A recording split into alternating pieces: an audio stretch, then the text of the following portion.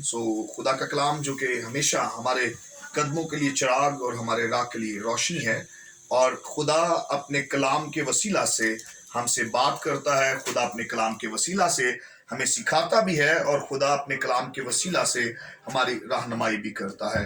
खुदा के कलाम में से हम देखेंगे ज़बूर की किताब में से ज़बूर 103, जो कि खुदा के बंदा दाऊद का मज़मूर है, और उसकी हम पहली 3 आयात को खुदा के कलाम में से आज हम सीखेंगे और जानेंगे।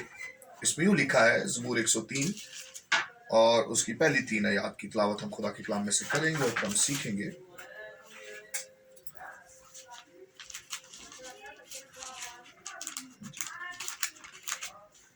साम 103 जी। और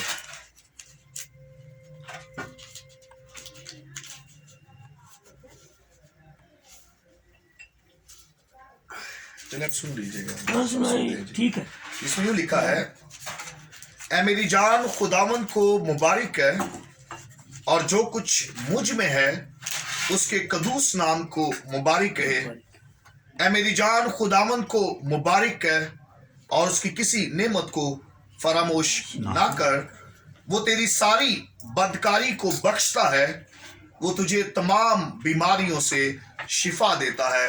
खुदा के कलाम का पढ़ा और सुना जाना हम सब के लिए बाइस से बरकत हो। खुदावंद का शुक्र हो। इन 3 आयात में जो बड़ी खूबसूरत बातें खुदा के कलाम में मेरे और आपके लिए मिलती हैं, इसमें लिखा है, खुदा का बंदा दाऊद कहता है, ऐ मेरी जान खुदावंद को मुबारक कह, और उसने इस बात को रिपीट किया। हम जब दूसरी आयत को पढ़ते हैं तो वहां पर भी वो इस बात को अगेन रिपीट करता है। वो कहता है, मेरी जान तू खुदावंद को मुबारक है। वो इस बात पर जोर देता है, फोकस करता है कि सबसे पहले हमें खुदावंद अपने खुदा को क्या कहना है जी? मुबारक कहना। वट एवर द सिचुएशन, बाद हम सिचुएशंस पर, हालात पर निगाह करते हैं, और हम खुदा को मुबारक कहने की बजाय हम खुदा के साथ लड़ाई झगड़ा कर लेते हैं, हम खुदा के साथ नाराजगी का इजहार कर लेते हैं। हम बाज दफा खुदावंद खुदा के साथ एवं जो है वो एक लड़ाई, एक जंग शुरू करते हैं, और हम कहते हैं जी हम खुदा से नाराज हैं। या बाज दफा हम खुदा की नेमतों और बरकतों को फरामोश करते हैं, जो दाऊद कहता है दूसरी आयत में। पहली बात जो ईमानदारों की जिंदगी में होनी चाहिए वो ये है कि हम खुदावंद अपने खुदा को मुबारक करें। मेरी जान से मतलब है जो कुछ मेरे पास है, जो नेमतें, जो बरकतें खुदा ने मुझे दी हैं, मुझे उन सब से खुदावंद को प्रेज करना है, उसकी वड्याई करनी है, उसकी सिफतें बयां करनी है, और उसके नाम को मुबारक कहना है। दाऊद मुझे और आपको ये बात, ये पैटर्न सिखाता है कि मेरी जान तू खुदावंद को मुबारक है, और जो कुछ मुझ में है उसके कदूस नाम को मुबारक कहे। ये कमांडमेंट है, ये रिक्वेस्ट या ऑप्शन नहीं है, मर्जी नहीं है साड़ी। कहता जो कुछ भी मुझ में है, यानी जेड़ी जेड़ी नेमत बरकत खुदा ने मैनू देती है वो भी खुदा नू मुबारक करे। मेरी औलाद है तो वो भी खुदा नू मुबारक करे, मेरी बीवी है वो भी खुदा नू मुबारक करे, मेरे कार दे हर एक एरिए चो खुदा दी वड्याई, ओदी सताइश, ओदी ताजीम, ओदी प्रस्तिश, और इसे तरह मेरी बॉडी चो भी, मेरे हाथ भी ओनू मुबारक कहन, ताड़ियां बजा के ओदी सिफत गान, मेरी जुबान तो भी ओदी तारीफ होवे, मेरी अक्खां तो भी ओदी तारीफ होवे, मेरा पूरा बदन जेड़ा है वो खुदा दी वड्याई, ओदी तारीफ तो ओदी वंदना करे। और फिर दूजी आयत भी सिखांदा है, ऐ मेरी जान तू खुदावंद को मुबारक है, और उसकी किसी नेमत को फरामोश ना कर। बहुत दफा हम नेमतों को भी कैटेगराइज कर लेते हैं, असं एक लिस्ट बना लेने हैं। अच्छा चलो ए नेमतां ने ना, ये केड़ियां नेमतां ने, ए नेमत जिहड़ी ना ए होनी चाहिए सी मेरे को मोटरसाइकिल है एक ही गल है, खुदा मैनू कार देंदा तो फिर क्या बात हुंदी।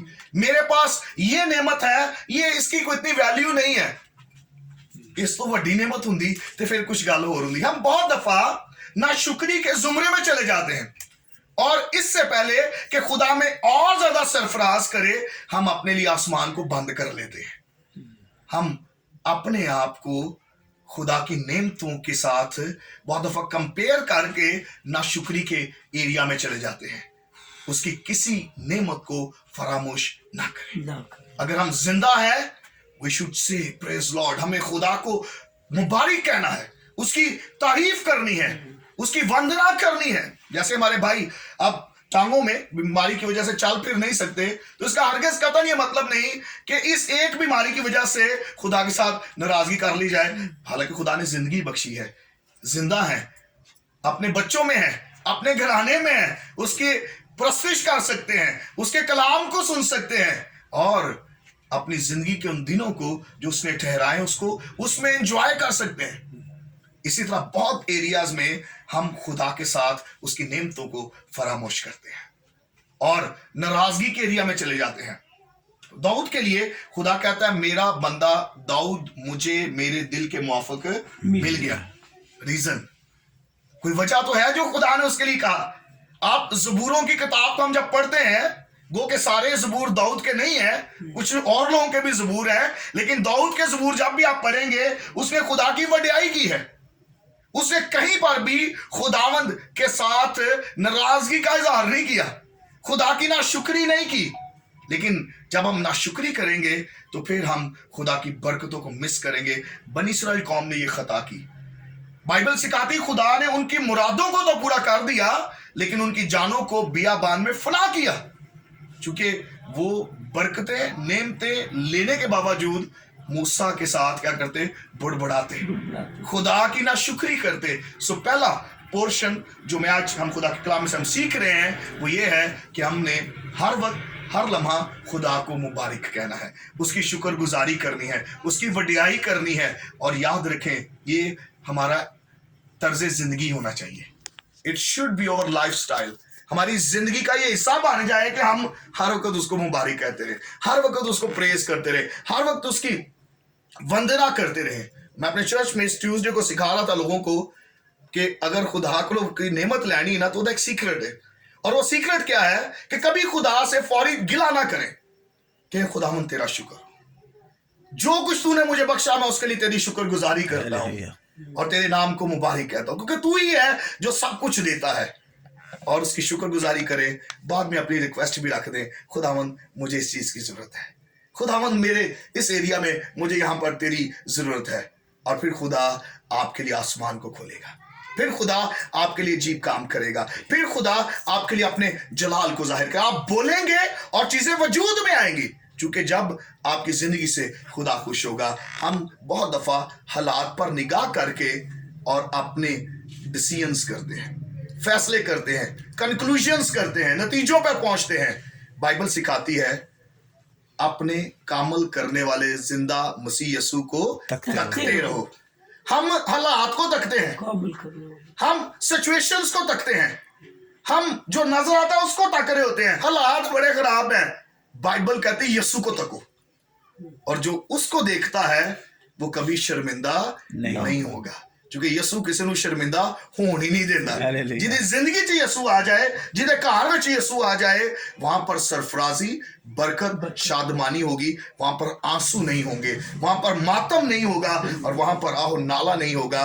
क्योंकि जिस खुदावंद यीशु को हम जानते हैं वो मुर्दों को जिंदा करने की कुदरत रखता है, वो कोड़ियों को पाक साफ करने की कुदरत रखता है, वो अंधों को आंखें देने की कुदरत रखता है, तो वो हमारी जिंदगी को भी शिफा देने की कुदरत रखता है, वो हमें हील करने की कुदरत रखता है। डिपेंड हमें यीशु पर करना है, ना कि इंसानों पर करें। और फिर लिखा है वो तेरी सारी बदकारी को बख्शता है और वो तुझे तमाम बीमारियों से शिफा देता है। अगर हमारी जिंदगी में कहीं पर भी कोई गुनाह भी हो, चूंकि हम इंसान हैं, बाइबल मुकद्दस सिखाती है एक भी रास्तबाज नहीं, सब ने गुनाह किया और खुदा के जलाल से महरूम हुए। लेकिन यीशु मसीह की जो बख्शिश है वो हमें निजात की तरफ लेकर जाती है। हमसे कहीं ना कहीं किसी ना किसी एरिया में कुछ ऐसी खताएं हो जाती हैं जो खुदा को पसंद नहीं होती, और उसके लिए क्या करना है, हमें इकरार करना है, कन्फेस करना है।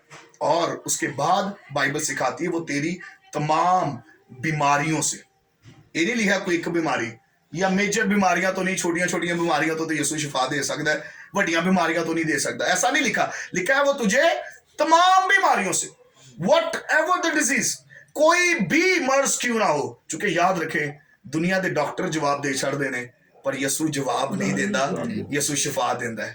हालेलुया। दुनिया के डॉक्टर में कह देते हैं ले जाओ घर जी, अब भी ये ठीक नहीं हो सकता, लेकिन बाइबल में लिखा है खुदा के लिए कोई काम दुश्वार नहीं है। बाइबल में लिखा है जो इंसान से नहीं हो सकता वो खुदा से हो सकता है। और जिस खुदा की हम इबादत करते हैं उसका नाम यहोवा राफे है। जिस खुदा को हम जानते हैं वो बड़े काम करता है। खुदावंद यीशु जिसको हम जानते हैं वो जोरावर है, शिफा का मंबा है, और उसके मार खाने से हमने शिफा पाई है। सो मेरा और आपका यीशु आज भी हमारी जिंदगियों को बहाल करने की कुदरत रखता है, शिफा देने की कुदरत रखता है, और सरफराज करने की कुदरत रखता है। सो जरूरी है पहला पोर्शन हमेशा उसकी प्रेज, वर्शिप, वंदना करें, उसके नाम को वडियाएं। जो भी सिचुएशन है, जो भी हालात है, उसमें खुदावंद को मुबारक कहें, और उसके बाद खुदा से कह सकते हैं खुदावंद तो मुझ पर रहम कर, और फिर उसका जलाल देखेंगे। और फिर बड़े बड़े मौजज़े बाइबल में लिखे हैं, वो मौजज़े आज भी वकूफ पजीर होते हैं, क्योंकि खुदावंद यीशु आज कल बल्कि अब तक यकसा है, सेम गॉड, और वो उसका जलाल भी सेम है। खुदा इस कलाम के सिलसिले से हम सबको बड़ी बरकत दे। आमीन।